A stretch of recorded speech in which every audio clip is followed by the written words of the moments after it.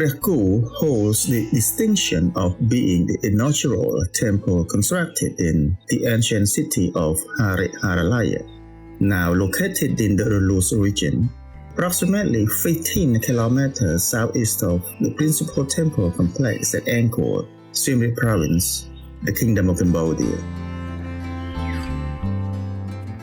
This temple was commissioned by Khmer King Indravarman I with the intention of honoring the king's family members and establishing their connection to the Hindu deity Shiva.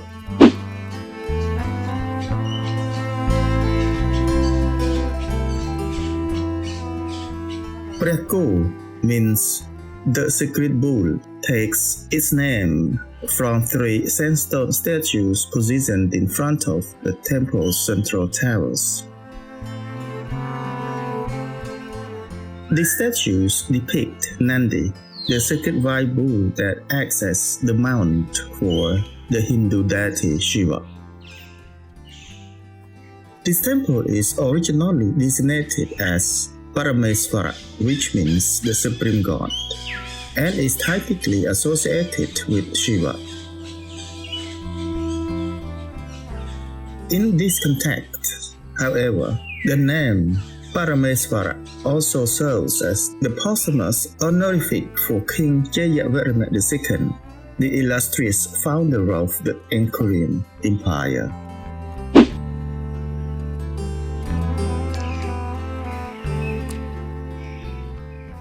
After the Khmer King Jayavarman II established the Khmer Empire in 802 AD, he designated Haralaya as its capital, where he later passed away. Indravarman I, the nephew of Jayavarman II, succeeded him on the throne and initiated a significant construction project. He first commissioned the Preah Ko temple in late 9th century, followed by the construction of the notable temple mountain known as the Bagong. This ambitious building program was likely sustained by the king's peaceful reign and the wealth generated from the growing empire.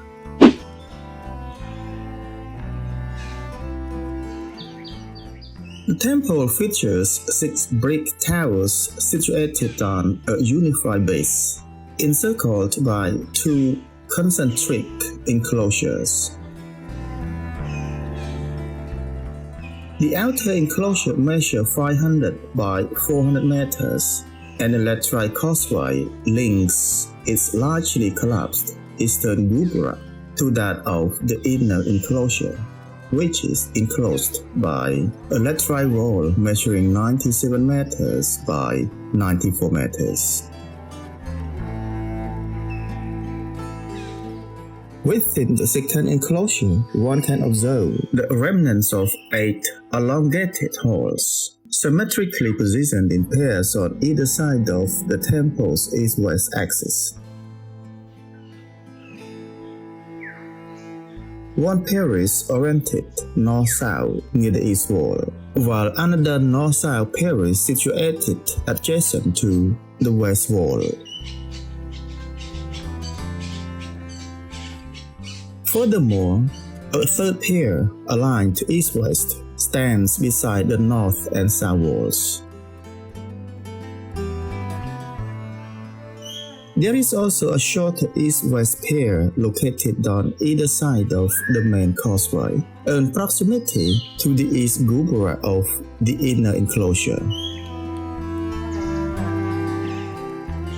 Lastly, just outside the southeast corner of the inner enclosure's brick wall, which is now considerably reduced in height, lies a square brick structure with an entrance facing west, reminiscent of later library designs. The inner enclosure measures 58 by 56 meters and is positioned slightly to the west. It features gubras on both the eastern and western sides. At the center, there are 6 sanctuaries comprising brick towers set on a sandstone base arranged in 2 rows. The layout exhibits slight asymmetry. The central tower in the front row is positioned a bit further back, while the northern tower in the rear row is shifted southward, placing it adjacent to the central tower.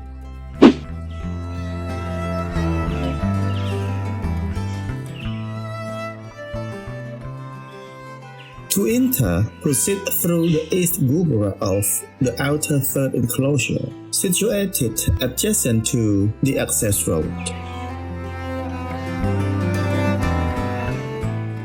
Constructed from laterite blocks, this cross-shaped structure features 2 secondary aisles and prominently displays extensive baluster sandstone windows.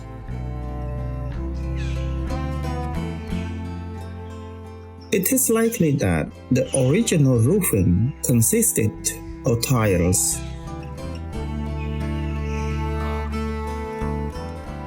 Upon passing through this gubra, continue westward along the laterite causeway towards the remnants of the next gubra, which marks the second enclosure. The area surrounding the 6 central towers is largely in ruins, resulting in a more unobstructed view than one would typically expect. As you pass through the second gubra, note that one of its baluster stone windows stands completely free. You will observe the remnants of various elongated halls. Noteworthy amidst the general state of disrepair is the brick library, located to your left in the southeast corner of the second enclosure. Its substantial walls support a smaller upper wall, topped with a pitched roof, and the design includes a window formed by a pattern arrangement of spaces between the bricks. Situated ahead is a sandstone platform that supports 6 towers arranged in 2 rows. Each tower features a recessed upper story adorned with miniature false doors on its facades. Access to these towers is provided by 3 sets of steps, each aligned with a corresponding door and flanked by pairs of lion sculptures. Additionally, 3 statues of kneeling bulls representing Shiva's Nandi face the steps, contributing to the temple's contemporary designation as the Sacred Bull. Indravarman I commissioned the construction of this temple in the 25th of January 880 to honor his ancestors. The door jambs of the three front towers are adorned with lengthy inscriptions on all sides, while only the middle tower in the back row features an inscription. The central tower of the front row, slightly set back from the others, is dedicated to Parameswara, meaning the Supreme Lord. This title is associated with Shiva and also serves as the posthumous title for Jayavarman II, the founder of the Khmer Empire. To your right, the North Tower is dedicated to Rudreswara, the protective deity of King Rudrevarman, who was Indravarman's maternal grandfather. Conversely, the South Tower is dedicated to Prativendreswara, reflecting the protective divinity associated with his father, Prativendreswara. These dedications indicate that Indravarman I claimed sovereignty over the regions ruled by these three kings. Notably, all three deities, whose names may be variations of Shiva, are represented in statue form rather than by a linga, which is often expected.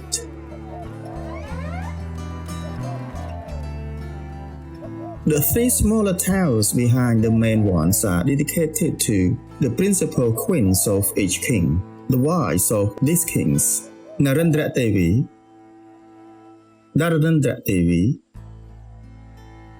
and Prativendra Devi, were revered in their divine manifestations. Indeed, the suffix Devi translates to goddess. The stone lintels, adorned with intricate garlands from which small horsemen emerge, are particularly noteworthy alongside the octagonal colonnades.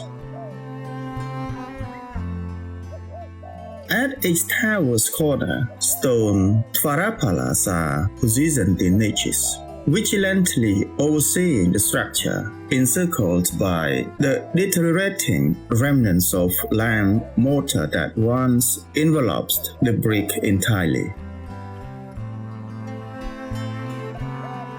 In contrast, the Tvarapalas are fittingly substituted by female devatas in the areas designated for the queens.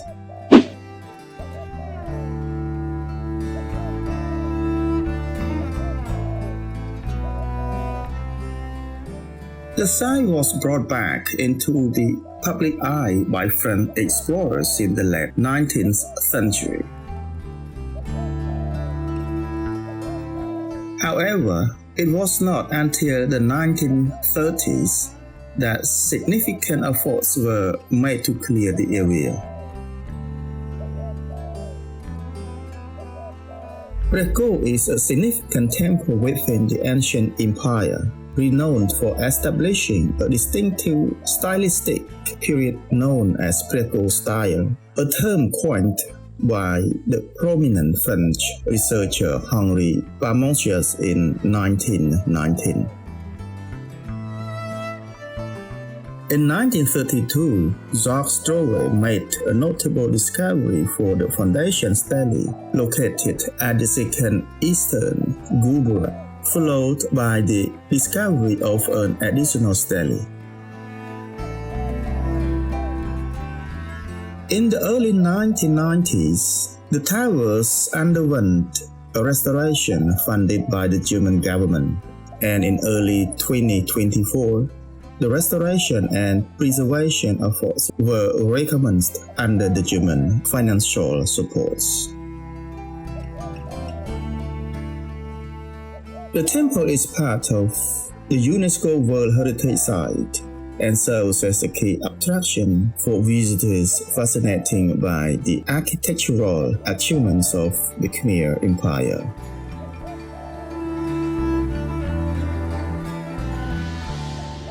Its intricate carvings and well-maintained structures provide valuable insights into the artistic and religious heritage of the Angkor region. Open your eyes, unfold a dream, witness the joy, a magical scene.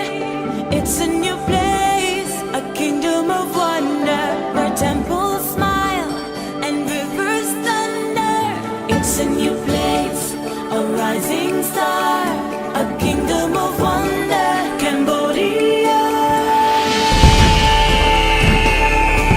Cambodia.